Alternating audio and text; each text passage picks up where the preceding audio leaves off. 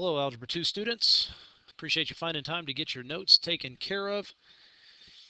Today we're going to combine the information that we had been looking at last week on systems of equations, along with the information that we've been looking at this week on inequalities, and we're going to look at systems of linear inequalities. Okay, so let's get to it. Our objective for today is the student will learn to graph systems of linear equalities in two-dimensional space. I anticipate that these will be the notes for Thursday, November the 14th.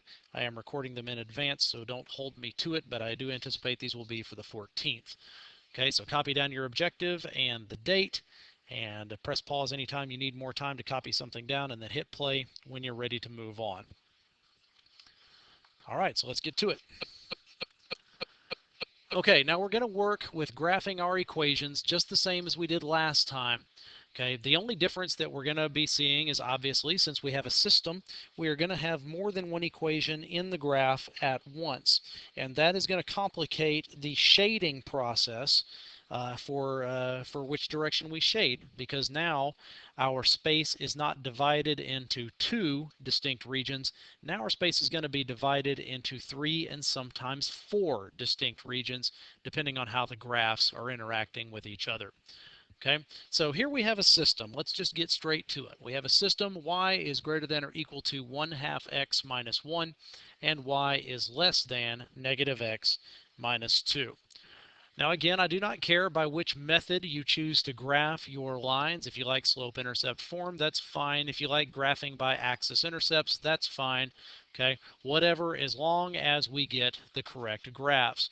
Okay, now a graph would look of these two equations would look something like this. Okay, you have y is less than negative x minus 2 in the blue there. Okay, and it would be a dashed line because it is not an equal inequality. And then of course the red one, you have y is greater than or equal to 1/2 x minus 1, and it is solid because of the equal inequality. Okay, when we have these systems of equations and we work in a graph, we absolutely label the lines. Okay, the person who is reading your graph ought to be able to tell which line is which because you have written the equation near the edge of the graph where the lines come out of the graph. Okay, now as we said, the tricky part is going to be figuring out which directions to shade. Okay, so let's take a look at that. Now, just like we did last time, we're going to determine which direction to shade by picking a test point. Okay, the only difference is now you have two inequalities to compare that test point to. Okay, well, it doesn't change much on my end of the world. Okay, I am still always going to pick on the origin if the origin is available. Plugging in the 0, 0 for x and y does tend to eliminate a bunch of stuff, as I'm sure you saw last time. Okay, so plugging into one of the equations, and I've just picked one of them to start off with. It does not matter which. Okay, but I picked the y is greater than or equal to 1/2 x minus 1. When we plug in 0 and 0 for x and y, then the statement we end up with is 0 is greater than or equal to negative 1. Now we need to evaluate the truth of this statement because that'll tell us whether we should shade from this line toward the origin if it's true, or this line away from the origin if it's false. Okay, well, is 0 greater than or equal to negative 1? Yes, it is. 0 is further towards the right on the number line than negative 1 is. What that means is in that graph that you already have going on, okay, is we should shade from the red line going up and to the left. Now, for those of you that are taking your notes and drawing your graphs at home, I don't expect you to draw a whole bunch of different graphs. What you can do is go back to the graph that you've already drawn and just lightly shade it, even if it's just, you know, some little pencil lines going from the red line moving upwards. I don't want you to color it in dark or anything like that like mine is done, because you are going to have to shade again here in a moment, and you'll see in the end, not the entire graph is going to end up shaded, only a part of it. Okay, so we don't want to mutilate our graph or make it too dark for us to see what's going on. Just lightly shade it with a map pencil or drag your pencil just enough to see that there is some coloration there. Okay, now that's where what direction we're shading from one of the equations, but we have another equation to consider as well. Now, since we picked a point in open space, which was the origin, we ought to be able to continue to use it to plug into the other equation. So now I'm using the blue one, the y is less than negative x minus 2. We're going to plug in 0 and 0 for x and y. Okay. When we simplify that, we end up with a statement that says 0 is less than negative 2.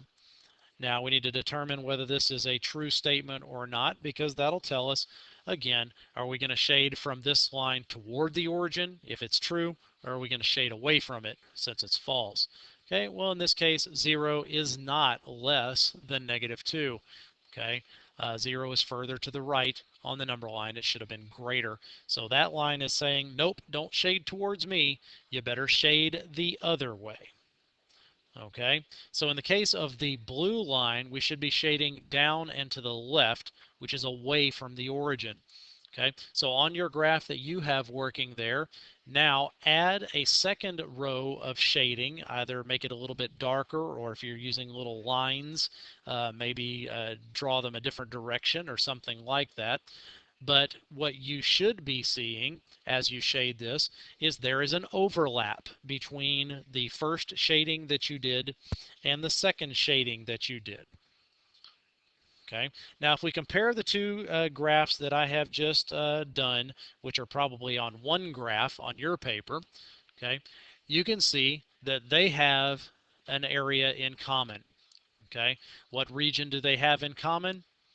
Well, you see the intersection between the red line and the blue line, and the area that is directly to the left, the region that's directly to the left of the intersection of the system, they have that area in common. That is the area that needs to be shaded for your answer. Okay, so in the end, you have shaded it lightly. In both cases, now we would erase the area that is upward from the intersection, erase the area that is downward from the intersection, and leave only that region that is leftward of the intersection shaded. Okay. Seems a little complicated. It seems like a lot of work, but you will get the hang of it. It is not too terribly difficult. Okay, I've got one more example that I'm going to work through with you, and then I have a couple that I want you to try on your own. So let's take a look at the next example that I have. Okay, here we have a system. Y is greater than 1/3 x plus 1, and y is greater than or equal to 1/3 x minus 1. Now, before you even begin working on this system, little bells ought to be going off in your head, because we ought to be able to tell something about these two lines. They have the same slope value. So what is that going to mean in the graph? That is going to mean that the lines are running parallel to each other. And again, I don't care what method you graph these by, either by slope-intercept form or axis-intercepts or by plotting, whatever. Okay, just get them graphed and get them graphed correctly. Obviously, the top equation, 1/3 x plus 1, it is going to be a dashed line because it is not equal. And the one at the bottom is going to be solid because it does have the equal sign. Okay, so let us pick a test point and start plugging it in. Again, I am going after the origin, but you can, of course, pick any point in open space that you want and see what happens. Okay, so picking on the origin, plugging in 0, 0, that will leave us a statement of 0 is greater than positive 1. Is this true? No, this is not true. So that is saying from the red equation, okay, the top one in there, we would shade away from the origin. Okay. Now, let's see where we go from here. Okay, we're going to plug into the other equation as well. Okay, so on the other equation, plugging in the origin, we are going to have a statement that says 0 is greater than or equal to negative 1. Is this a true statement? Yes, 0 is greater than or equal to -1. So in that case, we're going to shade towards the origin.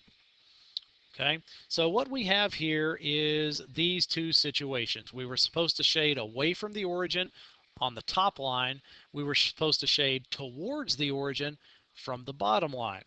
Okay, now hopefully when you did that, do it on one graph. Okay, then you have your shading. You shaded lightly upward from the red equation. You shaded lightly again upward from the blue equation. Okay, now the question is, what region do those two have in common? Obviously, they do not have the region that is underneath the blue line. The region that is between the red line and the blue line, only one of them has that, so that's not in common. But the area above the red line, that is in common for both of them. So we definitely have that region is our answer. Okay, above the red dashed line. Okay, now if you have some graph paper, it'd probably be a great thing, or maybe you can locate some online and print it out. Okay, but I do want you to, I have a couple of problems. I want you to graph these systems. Okay, I want you to graph them. I want you to pick a test point. Okay, figure out which direction we're going to be shading from each of those lines, and then you are going to color in the overlapped section from the system. Okay, so our first system is y is less than 1/4 x plus 2. Second system is, our second equation is y is less than or equal to 1/2 x minus 5. Graph your lines, label your lines, pick your test points, and see which directions to shade. The last example that I have for you is this system. Okay, we have 2y is greater than or equal to -4x, and the last equation, y is less than or equal to x plus 4. Graph them by any method you would like, okay? But then pick your test point and see which direction you're going to have to shade from there. I appreciate you taking time. Definitely give these two a try if you want full credit for your notes, and I will see you in class on Thursday.